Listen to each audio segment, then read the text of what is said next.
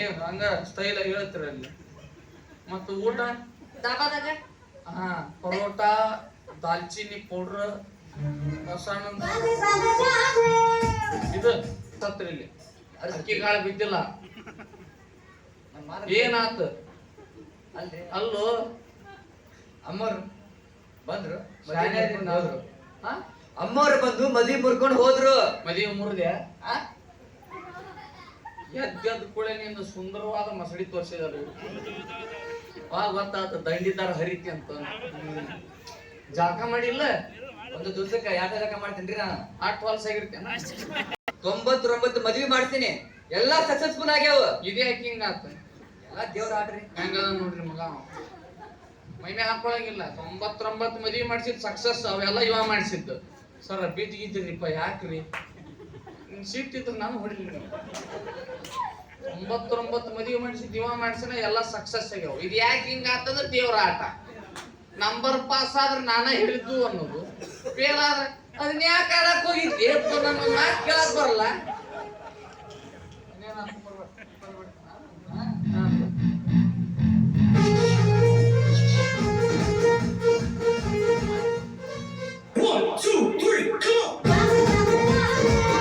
ಸಾಂಗ್ಲಾಗೈತೆ ಇಲ್ಲಿ ಅಲ್ಲಿ ಹಿಂಗ ಮಾಡ್ತಿರ್ತಾರ.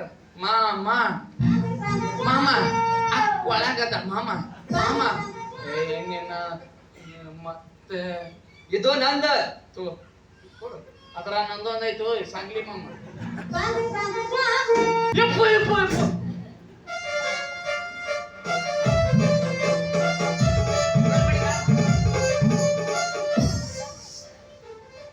ಇದ ನಂದ ನಂದು ಒಂದಿತ್ರಿ. ಅಂದ್ರ ನಂದ ನೀನು ಸೇಮಾನ.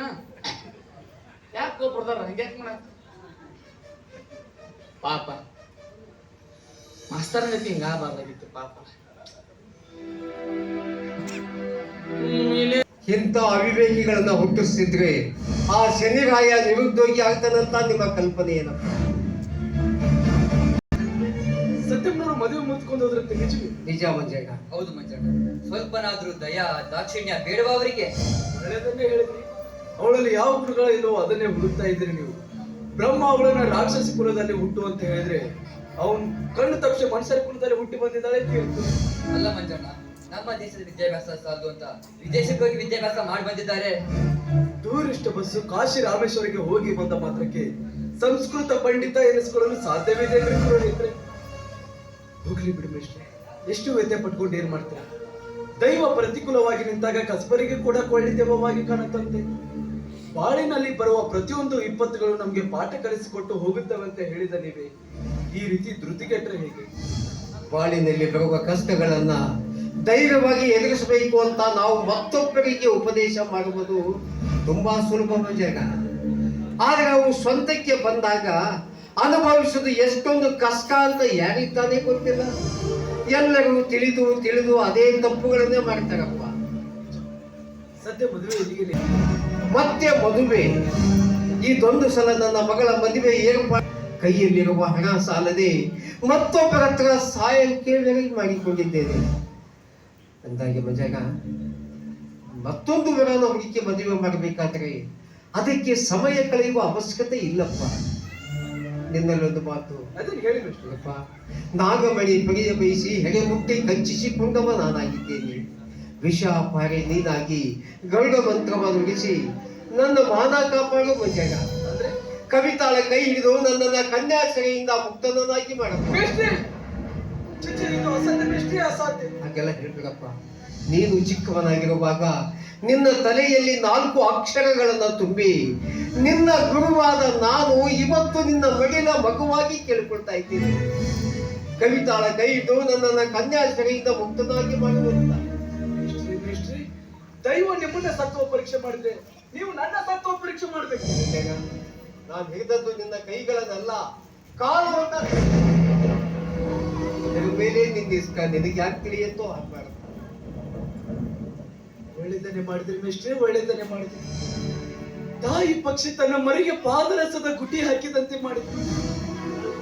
ನನ್ನ ಅಳುವಿನಲ್ಲಿ ನಿಮ್ಮ ನಗು ಅಡಕವಾಗಿದ್ರೆ ಗುರು ಬ್ರಹ್ಮ ಶಿಷ್ಯನ ಶಿಕ್ಷೆಯಲ್ಲಿ ಗುರುವಿನ ಮೋಕ್ಷವಿದ್ರೆ ನಾನಂತೂ ನಿಮ್ಮನ್ನ ನಗಿಸುತ್ತೇನೆ ಮೇಷ್ಟ್ರೆ. ಗುರು ನಿಮ್ಮನ್ನ ನಗಿಸುತ್ತೇನೆ. ತಸ್ಮೈ ಗುರುವೇ ನನ್ನ ಪಾಲಿಗೆ ದೇವರಾಗಿ ಬಂದೆಯಪ್ಪ. ಮೇಷ್ಟ್ರೆ, ನನ್ನ ಮದುವೆ ಆಗೋದನ್ನು ಕವಿತಾಳಿಗೆ ಮನಸ್ಸಿದೆಯಲ್ಲ ಕೇಳಿ ನೋಡಿ. ಯಾಕಂದ್ರೆ ಅವಳು ಕಣ್ಣು ಕಟ್ಟಿ ಬಾವಿಗೆ ನುಗ್ದಂತ ಆಗ್ಬಾರ್ದು. ಹಾಗೇನಿಲ್ಲಪ್ಪ, ನಾನು ಯಾರ ಜೊತೆಗೇನೆ ಮದುವೆ ಮಾಡಲಿ, ಅದಕ್ಕೆ ನನ್ನ ಮಗಳ ಸಂಪೂರ್ಣ ಒಪ್ಪಿಗೆ ಇದೆಯಪ್ಪ. ಮೇಷ್ಟ್ರೆ, ಉದ್ಯೋಗ ರಹಿತನಾದ ನಾನು ಹಸಿದ ನನ್ನ ಹೊಟ್ಟೆ ತುಂಬಿಸಿಕೊಳ್ಳುವುದೇ ಕಷ್ಟವಾಗಿರುವಾಗ ಇನ್ನೊಂದು ಹೊಟ್ಟಿನ ಬೆನ್ನಿಗೆ ಕಟ್ಟಿಕೊಂಡು ಬದುಕುವ ಬಗೆಯಾದ್ರೂ ಹೇಗೆ? ಆ ಚಿಂತೆ ನಿನಗೆ ಬೇಡ ಮಂಜಣ್ಣ. ಮೊದಲು ಕಾರ್ಯವಂತೂ ಸಾಗಲಿ. ನಿನಗೊಂದು ಒಳ್ಳೆಯ ಉದ್ಯೋಗ ಸಿಗುವವರೆಗೂ ನಿನ್ನ ಸಂಸಾರದ ಜವಾಬ್ದಾರಿನೆಲ್ಲ ನಾನು ಹೊತ್ಕೊತೀನಪ್ಪ. ಸರಿ ಮೇಷ್ಟ್ರೆ. ಆದ್ರೆ ಗೀತಾ ಮಂಜಣ್ಣ ಹಣದಲ್ಲಿ ಬಡವನಾಗಿದ್ದರು ಗುಣದಲ್ಲಿ ಆ ಪಾಠಶಾಲೆಗಿಂತ 1000 ಪಾಲು ಉತ್ತಮ ಆಗಿದ್ದ. ಹೌದು, ತಾವು ಹೇಳುವ ಮಾತು ಸತ್ಯವಾಗಿದೆ ಪುರೋಹಿತರೆ. ನೋಡಿ, ದಯವಿಟ್ಟು ಈ ವಿಷಯವನ್ನ ನನ್ನ ಮಗಳ ಮುಂದೆ ತಿಳಿಸಬೇಡಿ.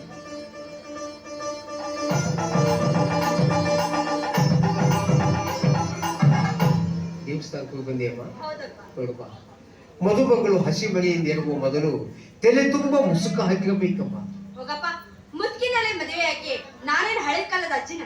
ಕಾಲ ಯಾವುದಾದ್ರೂ ಏನಮ್ಮ, ಪದ್ಧತಿ ಎಲ್ಲ ಒಂದೇ ತಾನೆ. ಎಲ್ಲಿ ಮುಸುಕ ಹೋಗ್ಬಿಟ್ಟು ಇದೆಲ್ಲ ನನಗೇನ್ ಗೊತ್ತಾಗ್ಬೇಕಪ್ಪ? ನೀವ್ ಹೇಗಿದ್ರೆ ಹಾಗೆ.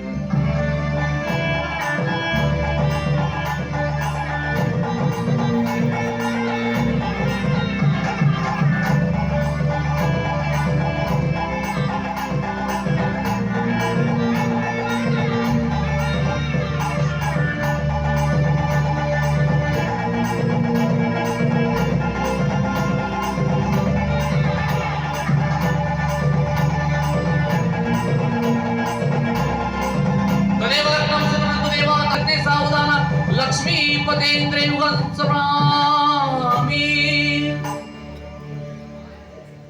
ನಿನ್ನ ಗಂಡಸ ಹೇಳಮ್ಮ. ವಿಘ್ನನಿವಾರಕ ಗಣಪತಿ, ಭಾಷಾದೇವಿ ಸರಸ್ವತಿ, ಕೈಲಾಸದೊಡೆಯ ಉಮಾಪತಿ, ಪಾರ್ಥಸಾರಥಿಯೇ ನನ್ನ ಸೋಮೈಸತಿ. ಪಾಠಶಾಲೆ ಧರ್ಮಸಭಾ ಪುರಸ್ಕರಿಸಿ ನೋಡು.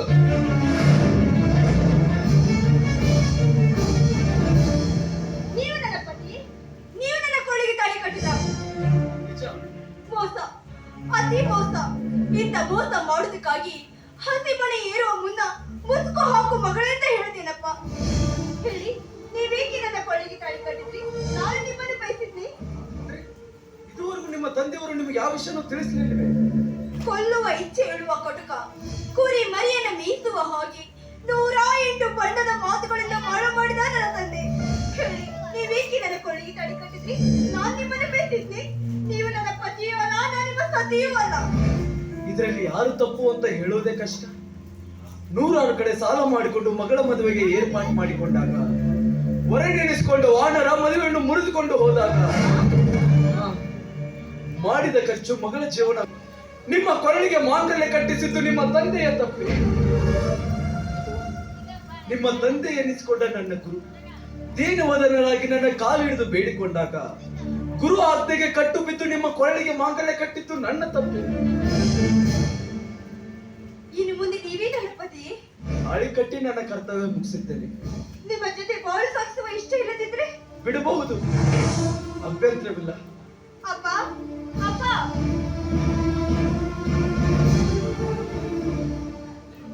ಯಾಕೋ ಇಲ್ಲಪ್ಪ. ನೀವು ನನ್ನ ಕಣ್ಣು ಕಟ್ಟಿ ಕತ್ರಿ ನುಗ್ಸಿದ್ರಲ್ಲ, ಆ ಉಪಕಾರಕ್ಕಾಗಿ ನಾನು ನಿಮ್ ಕಾಲಿ ಬಿಡ್ತೀನಿ. ಆಶೀರ್ವದಿಸಪ್ಪ. ಅಪ್ಪ, ನೀವು ನುಗ್ಸಿದ ಕತ್ರಿ ನನ್ನ ಕಣ್ಣನ್ನೇ ಕತ್ತರಿಸ್ತಾ ಇದೆ. ಇದನ್ನ ಜೀರ್ಣಿಸ್ಕೊಳ್ಳುವ ಉಪಾಯವಾದ್ರೂ ಹೇಳಪ್ಪ.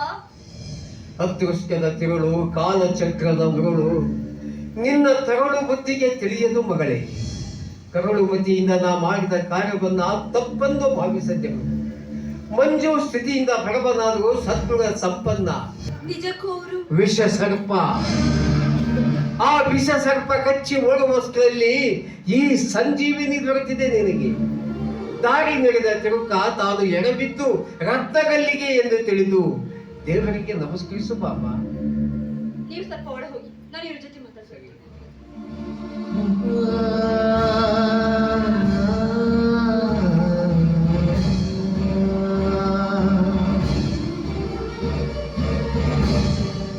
ನೋಡಿ, ನನ್ನೊಂದು ಮಾತಾಡ್ಸ್ಕೊಡ್ತೀರಾ?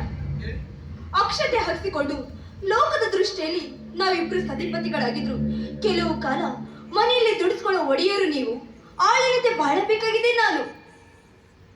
ಇದಕ್ಕೆ ನಿಮ್ಗೆ ಒಪ್ಪಿಗೆ ಅಂದ್ರೆ ಅಂದ್ರೆ ನನಗೆ ಉತ್ತಮವಾದ ಪತಿ ಸಿಕ್ಕು ಆದಷ್ಟು ಬೇಗ ನನ್ನ ಮದುವೆ ಆದ್ರೆ ನನ್ನ ಇಷ್ಟವಾದ ದೇವರಲ್ಲಿ ವೈರಾಗ್ಯ ವ್ರತ ಪಾಲಿಸ್ತೀನಿ ಅಂತ ಹರಕೆ ಹೊತ್ತಿದೆ. ನನ್ನ ವ್ರತ ಮುಗಿದಿದೆ ಅನ್ನೋರ್ಗು ನೀವು ನನ್ನ ಸ್ಪರ್ಶ ಮಾಡ್ಕೊಡುದು. ಆಗ್ಬೋದು.